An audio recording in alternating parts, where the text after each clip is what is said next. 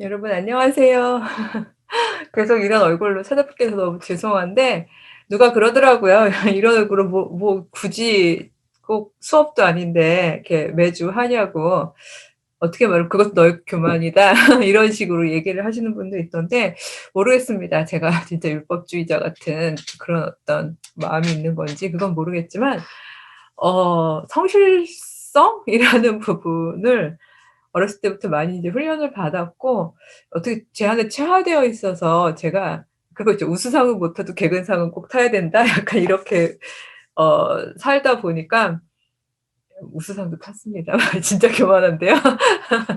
예 그래도 어쨌든 개근상은 약간 이렇게 그냥 기본 설정으로 깔고 가는 이제 그런 거를 글쎄 너무 오랫동안 50년 이상을 훈련을 하다 보니까 제 마음이 이게 더 편한 것 같아요. 그래서 우리 어 구독자분들께서가 불편하실 수 있겠습니다만 볼도 빵빵하고 얼굴도 막 뭐 빨갛고 막 심지어 천상계에 있는 것처럼 하고서 저러고 하는 게 무슨 소용이냐 하시겠지만 두 가지 면에서 양해를 구합니다. 이제 첫 번째 것은 제가 이게 초반에도 말씀을 드렸지만 뭐 제 수익 사업을 위해서 하고 있는 유튜브가 아니고 평신도들이 주체적으로 함께 성경 공부를 하는 어떤 일종의 허브 같은 거를 해 보고 싶다는 생각이 있었고 그다음에 진짜로 만약에 수익이 나면 그건 100% 그러니까 교회 청년 여성 평신도들을 위해서 활용하겠다라고 아주 이미 공약을 걸고 시작한 것이기 때문에 저의 어떤 업적이나 뭐 재정적인 유익이나 이런 것하고는 완전히 관계가 없는 저로서는 어떻게 말하면 저의 재능 기부일까요? 뭐 글쎄요. 신앙 기부인가요? 전문성 기부인가요? 어쨌든 일종의 헌신하는 마음으로 하고 있는 것이기 때문에 아 오히려 이렇게 일 주일에 한 번씩이라고 약속드린 이 성실성을 제가 지켜내는 것이 갑자기 울컥하죠. 예 그런 것이 어 제 신앙 성장에도 꽤 큰 도움이 되는 것 같아요. 특히 이제 오늘 하려는 부분이 솔로몬이 주야로 여호와 율법 아래에 있지 않았기 때문에 갖게 되었던 너무나 공동체적으로 슬픈 일이 있었잖아요. 그것처럼 우리 개인도 또 우리가 속해 있는 공동체도 저희가 율법주의자가 되자는 얘기는 아니죠. 하지만 이 성경 안에 명시되어 있는 이렇게 살아가는 것이 하나님이 기뻐하시고 이웃을 살리는 삶이라고 경줄이 박혀 있는 그 내용들을 저희가 주야로 계속해서 묵상하면서 내 것으로 삼지 않는다면 인간이란 정말 아주 자칫 잘못하는 사이에 하나님의 길로부터 떠나 있게 되는 일들이 있는 것 같고요. 솔로몬도 그랬죠. 오늘 다뤄 볼 왕국의 분열에서는 바로 솔로몬이 그렇게 주야로 묵상하기는커녕 그 자신의 그 왕권이 점점 더 화려해지고 성대해지는 것을 보면서 오히려 이스라엘이 떠나왔던 그 끔찍해도 담고 싶지 않았던 또 떠나왔던 그 옛 질서 그러니까 소위 뭐 이집트 왕국의 그러니까 바로의 딸로 대비될 수도 있었던 바로 제가 여자 탓이라고 얘기한 거 아니라는 거 꼭 기억해 주시고요. 어쨌든 우리가 떠나왔던 이스라엘이 떠나왔던 질서를 그대로 이스라엘 안에서 다시 체현하는 그런 실수를 범하게 되죠. 그리고 여호와께서는 아예 명령하게 "너가 나의 법도를 떠나 있음으로 인하여 이제 너의 자손이" 그쵸. 이 이스라엘이라고 불리는 그 하나님의 백성들 하나님의 그 12 지파를 너의 자손들이 온전히 다 다스리지 못할 것이라는 말씀을 받게 되는 거죠. 그래서 지난 시간에 제가 대적들이 어떤 방식으로 소위 말해서 일어나게 됐다고 해석하는지에 대한 대적론, 이스라엘 대적론 이야기를 했었던 건데요.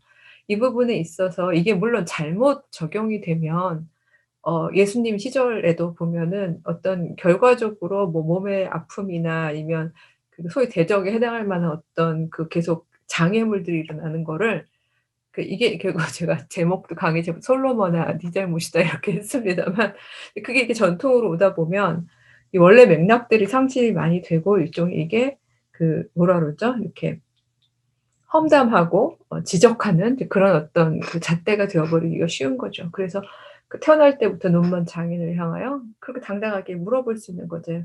"이게 이 사람 죄입니까? 아니면 그 조상들의 죄입니까?" 왜냐면 그런 방식으로 해석해 왔었기 때문에.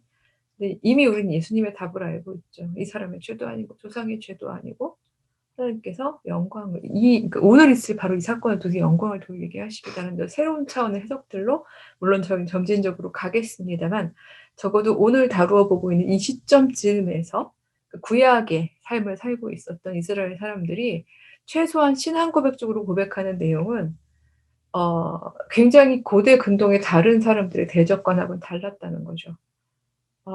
만약 그들이 쳐들어왔을 때 그리고 혹은 자기가 그들로 인하여 피해를 입었을 때 신에게 오히려 따지고 "신이 왜 내 뜻을 안 들어 주신 건가요?" 뭐 이런 식으로 가는 것이 아니라 오히려 나를 돌이켜 보고 나의 내면 세계를 성찰해 보는 거죠. '내가 무엇을 하나님이 기뻐하시지 않는 삶을 산 것일까?' 그러니까 벌이라는 초점보다는 내 삶의 자세를 돌아보는 데 사실은 더 초점이 있는 거죠. 그러니까 저는 그렇게 해석하고 싶어요. 뭐 벌 받고 안 받고 이런 거의 차원이 아니라 '내가 어떻게 다시 돌이킬까? 어느 지점부터 다시 출발할까?' 내가 만약에 그쵸. 저희도 잘 걸 때 선 그을 때 이렇게 찍 가게 되면 다시 그으려면 원점부터 시작해야 되는 것처럼 '어느 선부터 출발해야 할까?' 이런 것들을 살펴보기 위한 대적론의 해석이었다고 저는 생각을 하는데 그 대적들 중에 제가 초점을 맞추고 있는 사람은 여로보암 무려 12 지파 중에서 10 지파나 하나님이 주셨다고 약속하신 여로보암에 대한 이야기를 해볼 건데요. 그 여로보암 이야기를 한 2번 혹은 어쩌면 3번 정도 나누어서 하기 전에 오늘은 르호보암과 그러니까 솔로몬이 그렇게 주야로 여호와의 율법을 묵상하지 않음으로 인해서 아버지의 그 최고의 교육은 본을 보이는 거잖아요. 그런 아버지의 모습을 보며 자랐던 르호보암이 어떤 방식으로 열 지파를 잃게 되는지. 즉 아무리 여호와께서 다음 시간에 상세하게 본문을 살펴보겠습니다만 여호와께서 여로보암에게 선지자를 통하여 열 지파를 너에게 주겠다고 약속을 하셨다고 할지라도 저는 여호와 신앙은 운명론이 아니라고 생각하거든요. 르호보암이 옳은 선택을 했다면 그러지 않았을 텐데 결국은 르호보암이 열 지파를 잃게 되는 그 지점에 대한 이야기를 오늘 먼저 묵상을 하고 그러고 난 다음에 여로보암 이야기를 해 보려고 합니다. 시간 순서상으로야 물론 여로보암이 솔로몬이 아직 살아 있을 때에 나름 그 사람이 재능도 있고 출중해서 솔로몬의 눈에 들었다가 어 소위 말해서 인제 솔로몬이 시기 질투를 한 거죠. 마치 사울 왕 때처럼 여기 한번 그래도 읽어는 봐야겠네요. 여러분이 맥락이 어딘지를 아셔야 될 것 같아서. 어 이걸 이러다가 이 부분도 두 번 되는 거 아닌지 모르겠어요. 예 제가 요즘에 말이 자꾸 길어지네요. 열왕기 상인데요. 열왕기 상 11장 26 절에 보면 솔로몬의 신하 느밧의 아들 여로보암이 이제 왕을 대적했다는 얘기를 하면서 "그는 원래 에브라임 족속이다."라고 얘기하면서 그 까닭을 왜 대적이 되었는지에 대한 까닭이 나오는데요. 솔로몬이 이제 어떤 아버지가 하시던 건축 사업을 계속하는 과정 중에 노동력을 많이 인제 데려다가 일을 해야 되니까 그 통치하는 일을 특히 요셉 족속의 일을 감독하게 하는 일을 여로보암에게 시킨 거죠. 리더십도 있고 똑똑하고 재능이 있으니까. 근데 아주 부지런했대요. 여기 써 있고요. 큰 용사고 뭐 성경에 써 있는 정도로 이렇게 눈에 들 정도였는데 근데 그 즈음에 29 절에 보면요. 실로 사람 선지자 아히야가 그러니까 여호와의 말씀을 받는 사람이죠. 길에서 이 여로보암을 만나서 여로보암에게 이런 상징적인 예언을 합니다. 어 자기가 입은 새 옷을 12 조각으로 찢고 "너는 10 조각을 가져라." 이스라엘의 하나님 여호와의 말씀이 이 나라를 솔로몬의 손에서 찢어서 빼앗아서 열 지파를 너에게 줄 것이다라는 예언을 인제 하는 상징적 행위를 합니다. 이 이야기를 솔로몬이 들은 거예요.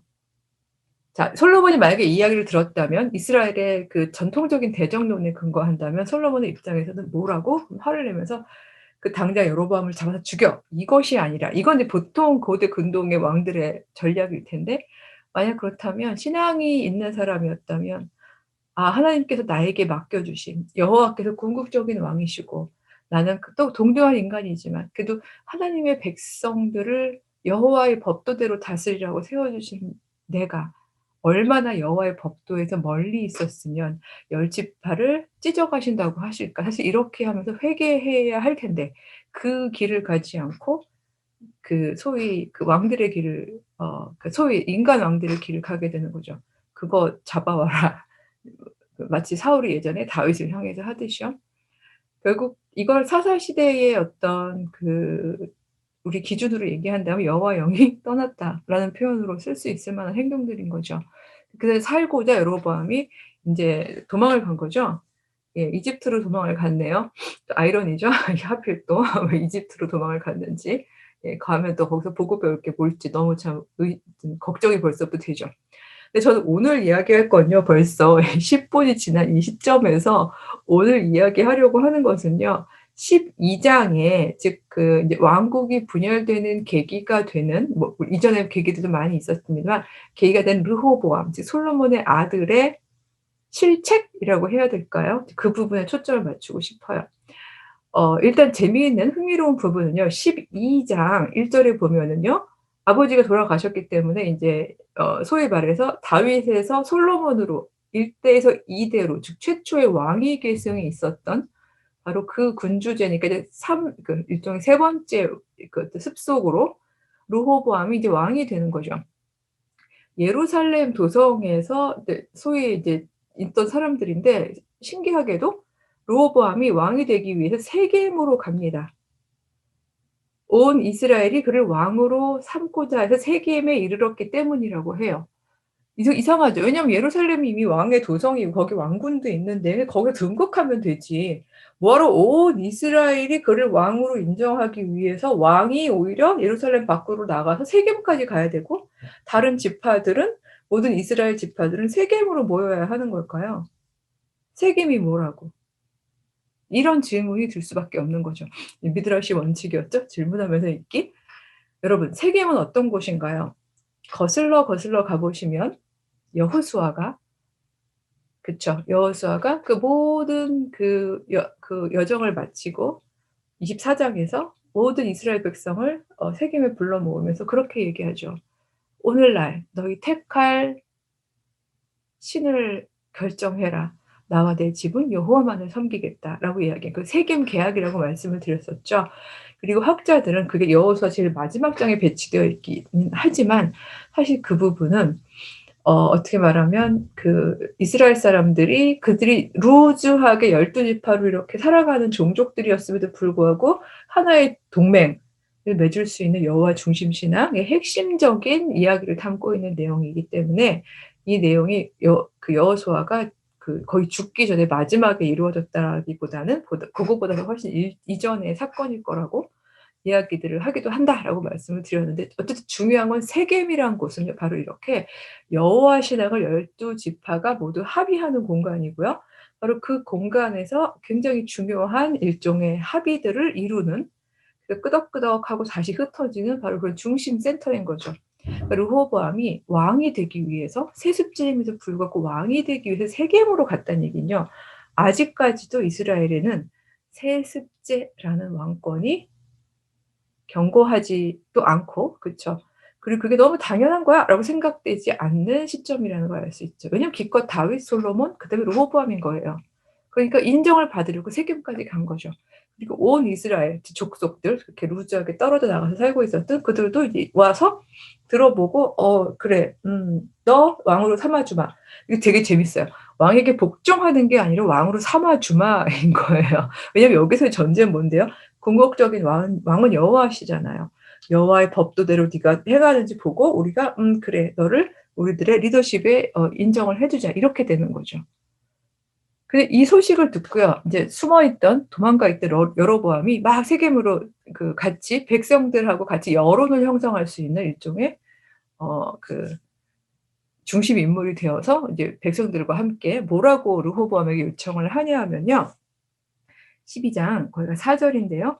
"왕의 아버지가 우리의 멍에를 무겁게 하였으나" 그쵸. 막 건축도 해야 되고 막 조세도 내야 되고 별일 많이 했었을 거 아니에요.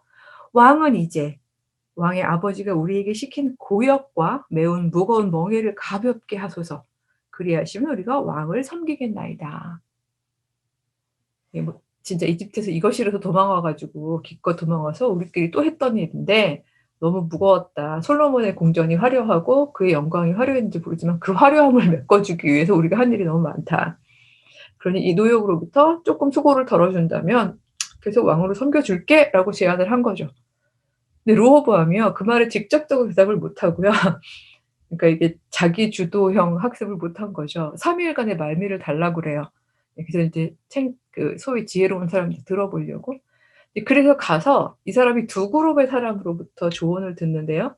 첫 번째 그룹의 사람들은 그 예전에 솔로몬과 함께 왔던 일종의 연로한 장로들 그룹이에요. 그 일종의 그 노인 신하들 예 나이 든 신하들 그룹이고 또 한 그룹은 자기랑 함께 성장한 젊은 신하들 그룹이에요. 자 이 이야기가 결코 노인들의 이야기는 항상 옳고 젊은이들의 이야기는 항상 틀리다라는 얘기로 가면 안 돼요. 오히려 예전에 우리가 읽은 거에 따르면 늙음이라는 단어가 나오면 좀 걱정해야 되는 상황들도 있었잖아요. 그러니까 이건 젊고 늙음의 문제가 아니라 요걸 번역할 때 제대로 간다면 여호와 왕 사상과 거기에 입각한 이스라엘 공동체적인 삶을 잘 알고 있는 사람들과 그걸 듣도 보도 못했던 신진 세력 그리고 그냥 일반적인 왕권을 강화하기 위해서 어떻게 해야 하는지를 알고 있는 세력 요 두 세력 사이의 답이 틀렸다는 겁니다. 이렇게 번역하는 게 저는 옳다고 생각을 하는데 어 노인들은 뭐라고 이야기했는지 한번 볼까요? 그들은 7 절에서 이렇게 얘기합니다. "오히려 왕이 오늘 이 백성을 섬기는 자가 되셔서 그들을 섬기고 좋은 말로 대답하여 이르시면 그들이 오히려 영원히 왕의 종이 되겠습니다." 즉 "내가 섬기는 자가 되겠다."고 얘기했을 때 여호와를 섬기는 같은 그 마음으로 섬기는 자가 오히려 그들은 영원히 왕의 종이 된다는 얘기는 그 왕위 계승의 어떤 그 구도가 탄탄해질 것입니다."라고 이야기를 하는 거죠. 근데 젊은이들은 이렇게 얘기를 합니다. 10절 후반부터 11 절로 이어지게 되는 건데요. 왕은 이렇게 대답하소서. "우리 내 부친이 우리의 멍에를 무겁게 하였으나 왕은 우리를 위해서 가볍게 하라고 니들이 요청했지. 그러나 내 새끼손가락이 내 아버지의 허리보다 굵으니." 이게 무슨 말이죠? 아니 아무리 그래도 내 새끼손가락이 어떻게 아버지의 허리보다 굵어요. 이게 왜 그런 이제 일종의 하나의 비유이고 속담인 거죠. 그 뒤에 나옵니다만 "내 아버지께서 너에게 무거운 멍에를 메게 하였지만 나는 오히려 아버지의 멍에보다 훨씬 더 무거운 멍에를 메게 할 거고 아버지가 채찍으로 너를 다스렸다면 나는 정갈 채찍으로 너희를 징계할 것이다." 무슨 말인지 알 것 같죠? 이 얘기가 왜 나왔는지 알 것 같죠? 즉 이 방식은 아버지의 새끼손가락 아니 아버지의 허리보다 내 새끼손가락이 굵다는 얘기는 그만큼 그쵸. 예 내가 만들어갈 이 왕국의 사이즈나 권력의 힘이나 이런 것들이 오히려 아버지 때보다 훨씬 더 클 거라는 이야기를 이렇게 이제 소위 이제 상징적으로 표현을 한 거잖아요. 그러니까 이거는 그야말로 어 인간 왕을 중심한 왕권 정치 전략이라고 제가 쭉 그동안 오면서 왕의 지혜가 있었고 여호와의 지혜가 있었는데 이 두 지혜 사이에서 너무나 확연하게 인간 왕의 지혜 쪽으로 선택한 거라는 걸 알 수 있겠죠.